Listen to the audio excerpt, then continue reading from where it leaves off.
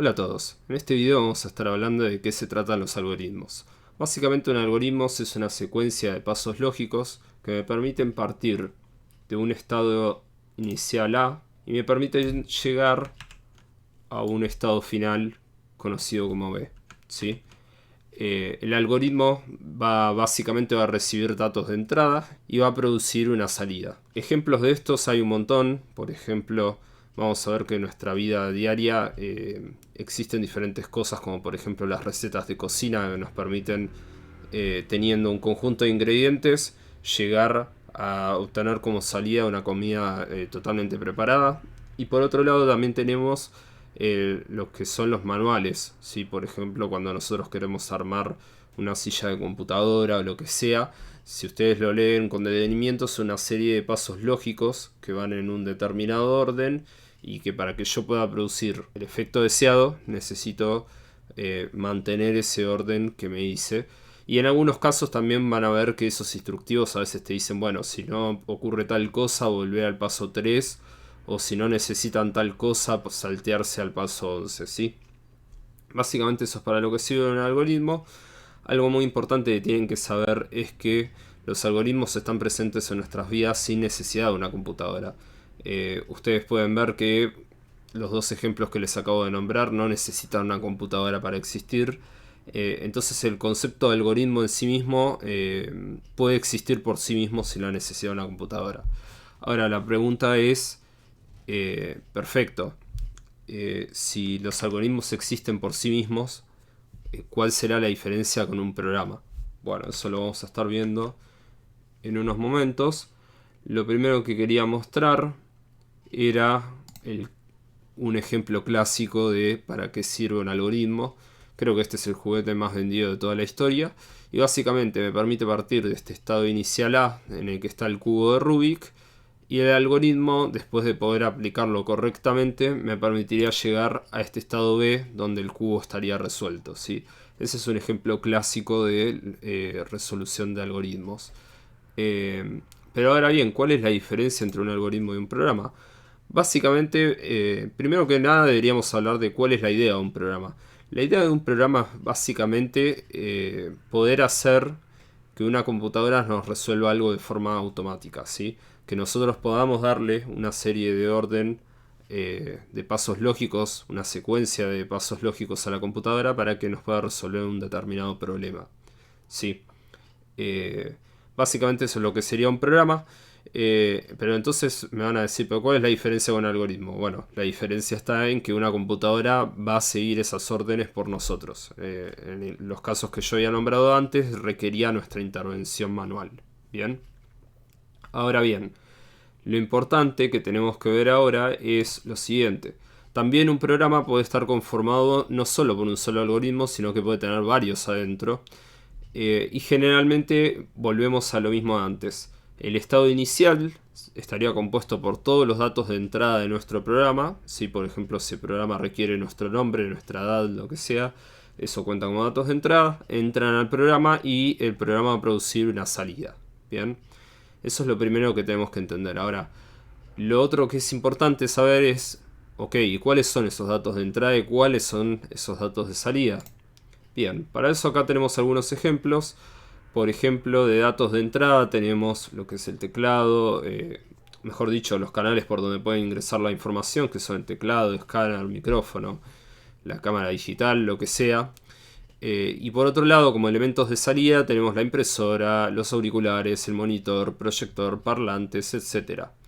Y después tenemos algunos dispositivos que pueden actuar como entrada y como salida, que pueden ser todos los medios de almacenamiento, ¿sí? Por ejemplo, los discos rígidos, eh, pendrives, incluso podríamos guardar información en la nube, ¿sí? En la nube de Google, por ejemplo, obtenerla de ahí y después guardarla ahí mismo, inclusive.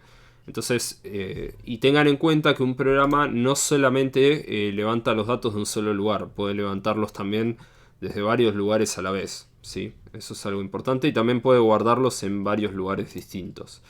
Eh, Eso es muy importante saberlo y esto está bastante bueno porque eso quiere decir que si mi programa, por ejemplo, recibe los datos por teclado y produce un archivo, eso nos permite que otro programa pueda levantar el archivo que produjo este y generar otro nuevo, por ejemplo. Entonces eso me permitiría a mí encadenar varios programas donde cada programa puede producir o hacer una etapa diferente dentro de lo que yo necesito. Eso por un lado, igual eso sería un ejemplo muy complejo. Nosotros vamos a concentrarnos principalmente en escribir un solo programa. Bien, acá tenemos un poco las definiciones más formales. Tenemos que el algoritmo es un conjunto de acciones que debe realizar el computador para resolver un problema y es independiente del lenguaje de programación. Esto ya lo habíamos hablado antes. Yo esto lo podría aplicar manualmente. La ventaja que tengo en un programa es que al ser de forma automática, esto se puede hacer muchísimo más rápido de lo que podría hacerlo una persona.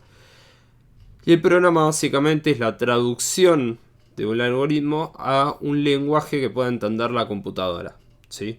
La computadora no puede entender nuestro lenguaje natural, por ende nosotros tenemos que pasar a un lenguaje un poco más formal y estructurado que sí pueda entender. Bien. Y obviamente la finalidad es siempre obtener la solución a un problema, ¿sí? Poder satisfacer un problema.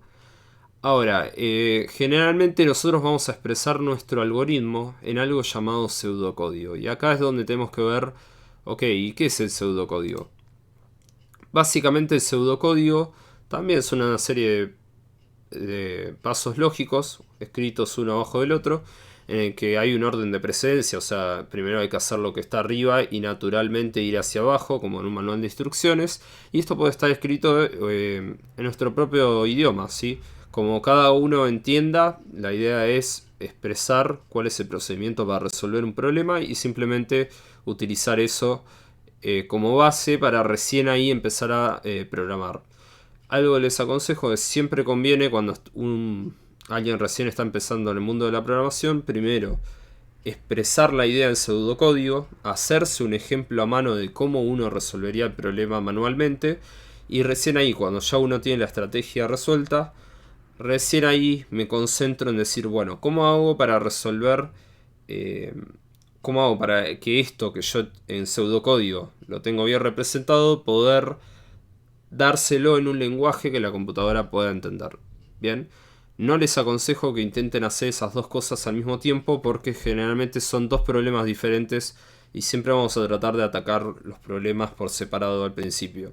Entonces primero escribo en pseudocódigo y después paso ese pseudocódigo al lenguaje en el que esté programando. En este caso nosotros vamos a estar trabajando con Python y esto que está acá son conocidos como diagramas de flujo, ¿sí? Que también es una forma de documentar lo que nosotros queremos hacer con nuestro programa, ¿sí? Ven que acá tenemos un ejemplo y también lo pueden encontrar de esta forma. Bien, en este caso estamos hablando de un diagrama de flujo que tiene decisiones, ¿sí? Acá ponemos otro ejemplo. Y la finalidad, después de que yo ya tengo analizado el problema, es llegar al código de programación, ¿sí? Acá tenemos un entorno de desarrollo de Python, que es en la nube, donde vamos a diferenciar dos lugares principalmente, que es el espacio del usuario, que es todo lo que está a la derecha, y el espacio del programador, que es todo lo que está a la izquierda.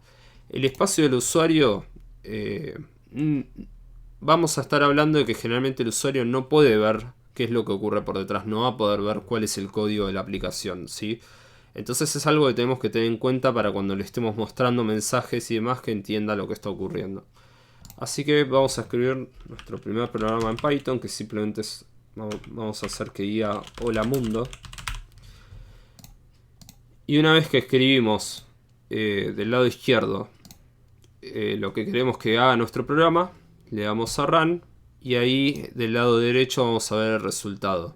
Bien, como les dije, este es el lado del desarrollador y acá tenemos el lado del usuario. Es muy importante lo que está acá a la izquierda, respetemos cómo está escrito, no podemos sacar las comillas porque nos va a tirar error. Tampoco podemos agarrar y sacar los paréntesis. Bien, siempre tenemos que tener misma cantidad de paréntesis y misma cantidad de comillas. Vamos a ver que en Python todas las cadenas de texto las vamos a encerrar entre comillas, ¿sí? Eso es algo muy importante que tienen que ir sabiendo. Así que bueno, esta es la primera introducción de lo que es introducción a la programación, cómo programar en Python. Va a ser una seguidilla de videos donde vamos a estar explicando los conceptos teóricos lo más breve posible, cosa de poder hacer una introducción efectiva. Así que bueno, los veo en el próximo video. Chao.